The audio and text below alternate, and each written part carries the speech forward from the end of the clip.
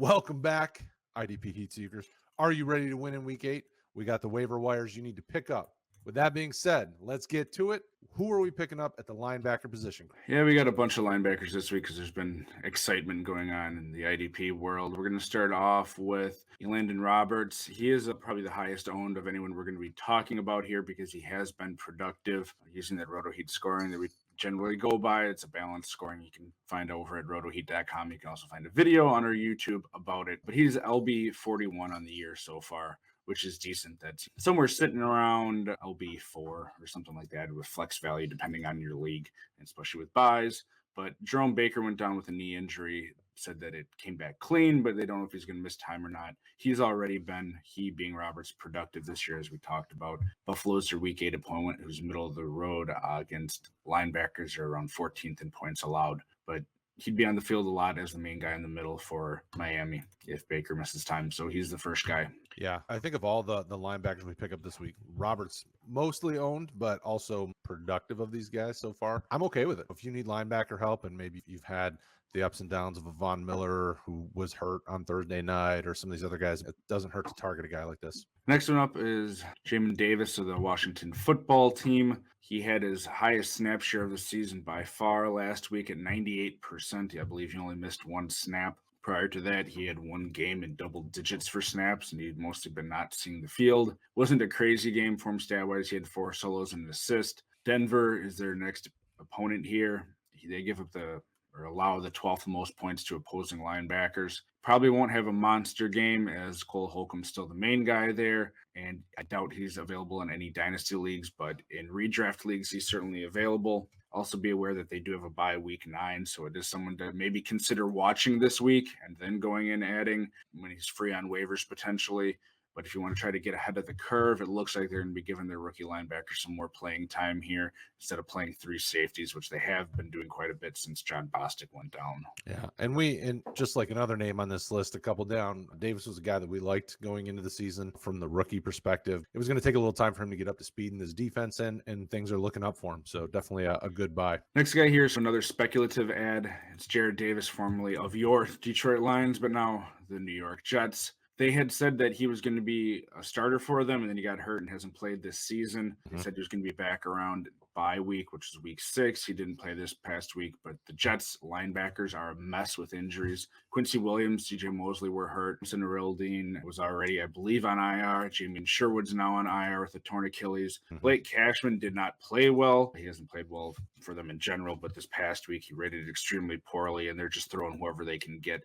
So Davis is going to have a spot when he comes back. And again, I don't know if it's going to be this week, next week, but they do want to see what they have in him since he has that 1-year contract with them. See if it, potentially being something long-term. And certainly he wants to get on the field and earn himself another nice contract. Davis will be getting more playing time. It's just a matter of what week. So again, if you want to try to get ahead of the curve and have room, he's a great ad. Yeah, and he's got sideline to sideline speed. His issue was always that sideline to sideline speed. He allowed himself to overrun plays, take poor angles, get poor tackles, things like that. So if they can help him resolve some of those mental mistakes and do some of that, he could be huge for them because they need linebacker help. The next 3 we're going to talk about here are additions due to a late breaking trade. I think it was yesterday it was announced that Kenny Young was traded to the Broncos from the Rams for is basically Young and a 2024. They're really getting out there in draft picks. 2024 7th with Young for a 2024 6th. Young, funny enough, is probably going to be replacing Micah Kaiser, who is a replacement himself. The Broncos had been just killed with injuries with starters A.J. Johnson, Josie Jewell, both out for the year. Baron Browning hasn't looked ready when he's healthy. Micah Kaiser, again, they got him off the Rams practice squad, got hurt in this last week's game, along with Von Miller and Curtis Robinson. So they're just getting killed with injuries. Young was productive playing for the Rams. I can expect he will continue to be nothing amazing, but definitely starter worthy in some leagues. The deal, when the trade happened, I immediately went, what? And then I watched Sean McVay has a weekly show on YouTube with the Rams folks, and he talked about why he made the trade. And it was really because of Jones and Reeder, their ability and what he's been seeing and what he thinks that is going to happen. So a team that's 6-1 looking for Super Bowl aspirations, let's call it what it is. They want to win the bowl. To trade their starting linebacker, that really shows how much faith they have in these guys. So from a fantasy perspective, I'd be scooping up Rams middle linebackers if you're in need of that help at the linebacker position, because Jones is a young guy they drafted third round. They really Reader. They said he was playing very meaningful snaps. So whatever coach speak comes with that. Any of those guys, and then Kenny Young in Denver, they're going to funnel. The way this line works, they try to funnel guys more towards the middle. So it should be beneficial for him. Von Miller potentially being hurt is not beneficial for him. He really does need good linebackers on the field to help. So he's not trying to do it all himself. But talented linebacker. He's bounced around from Baltimore to LA to Denver. And it'll be interesting to see how he goes in Denver.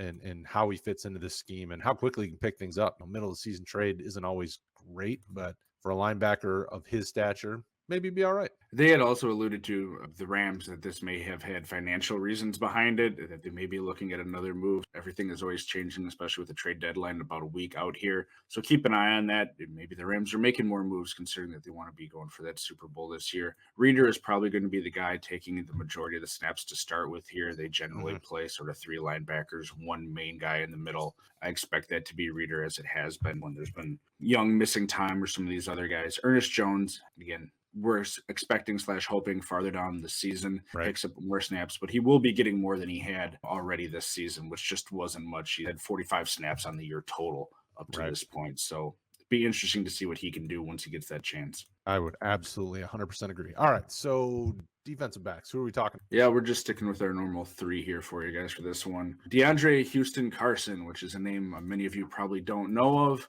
and that's all right. He got playing time this past week with Deion Bush on IR and then Tayshaun Gibson out. Hip injury. He's Gibson, that is, missed quite a bit of time this season already as a veteran that they had signed back there. DeAndre had 7 solos, 4 assists, pass deflection, and a fumble recovery in a poor matchup against Tampa Bay. When you look at generally points allowed to teams, Tampa Bay was near the bottom. I think they were in the bottom 5 this season. They have a much better matchup coming up here. And I don't even have the team here in front of me. Sorry, but they were 7th most points allowed to opposing safeties this year, which is great. Yeah, this is an opportunity play right here, just because San Francisco is who they're playing. Yeah, sorry. Yep. You'll have to see Gibson's status, but Bush is on IR. I think at some point they're going to have to let these younger guys get time anyway, given just the direction of the team going this year. There's no reason for them to be having a guy like Tayshaun Gibson eat a bunch of time when they can see what they have for a young player. Houston Carson is basically unowned in every league. So if you want probably a guy you can get for free to see what you're going to get out of him, just be aware that the Bears do have a bye in week. Yep. No, it's a good play. It's a good play. The next one is I'm more excited about, though. So this is a weird one. Richie Grant was drafted as a safety and expected to be a safety in most leagues, almost everywhere. If you do the different designations, he is a safety. Clearly, if you're just playing all defensive backs, it's all the same.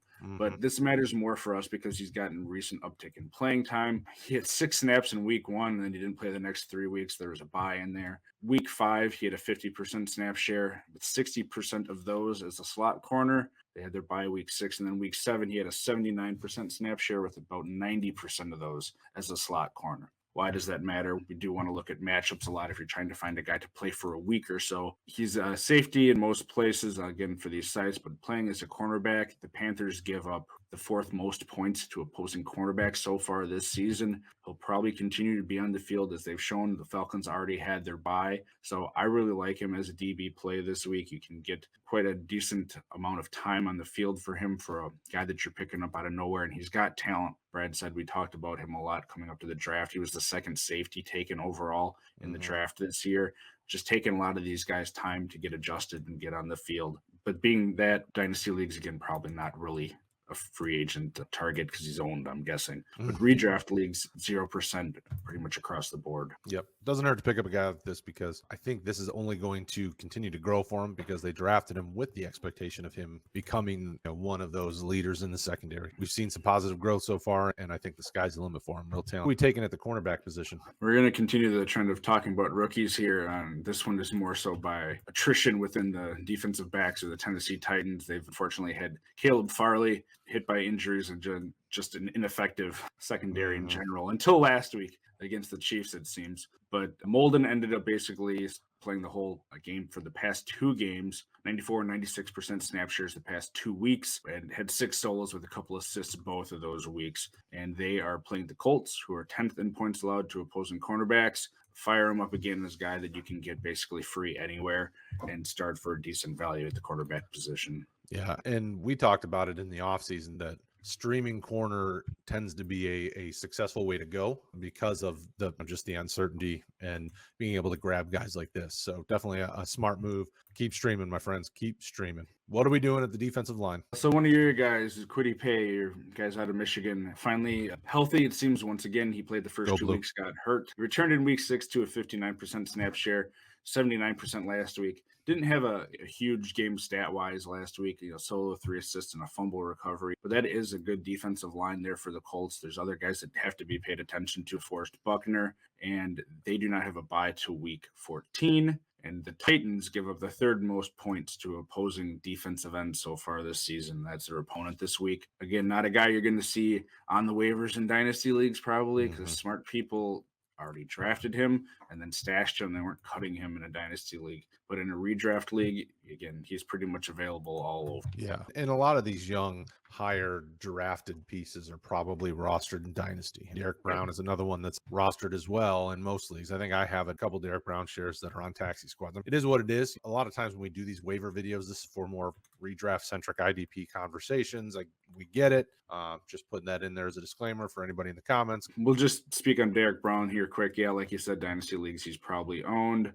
But they play the Panthers this week, and I think even with 2 teams on bye, it's not a ton. He does have potential to have defensive line value this week. The Falcons, which is their opponent, give the most points to opposing defensive tackles this year. He's coming off a good game. It's good defense overall. I really like him as a play this week. So I say fire him up even in just regular defensive line type leagues. Yeah, he's had a few boom weeks this year. Definitely shown that he can wreak some havoc in the backfield. Definitely a likable player at the defensive line position this week. And who's our final guy we want to talk about? Yeah, this is a deep pull for you guys that are in deep leagues, whether it's redraft or dynasty if you need someone. The Packers play Arizona. Kingsley Keke has been having a couple good games here for him there. He was off his best game of the season this past week against Washington. But 3 of his last 4 games, he has at least 3 combined tackles or a big play like a tackle for a loss or a sack. He's got a 52% snap share, which isn't amazing. But again, he's a guy in a 3-4 defense, more of an interior lineman type play than defensive end. But if you're just doing that straight defensive end D tackle, he would probably fall within that. So Arizona gives up the 6th most points to opposing defensive ends. So he should be able to get you some points, whether just a few tackles, tackle for a loss, for a guy you're picking up for free. He's going to be able to get you some nice points, I believe. Again, this is a deep pull. For those of you in deep leagues, he's not a guy you're going to want to be starting every week by any means. He plays in an interesting position along that line. He's performed pretty well a couple of times now. Washington obviously was a big game. I think he had 6 combined tackles and like sack and a half or something, 1.5 sacks. And I think he's got 2.5 on the season. So not huge production, but in a good position, in a good situation for a solid amount of playing time. So definitely I would feel good, at least if I needed to, in a buy situation, throwing this guy in the lineup and seeing what happens and not being afraid of it, because he's producing at least a little bit and we're seeing some development there. That being said, that's it, people. We're done. Hopefully you win this weekend if you listen to us. And if you didn't listen to us, then I would question why you didn't listen to us. Thank you guys as always. Hit that like button. We'll see you later.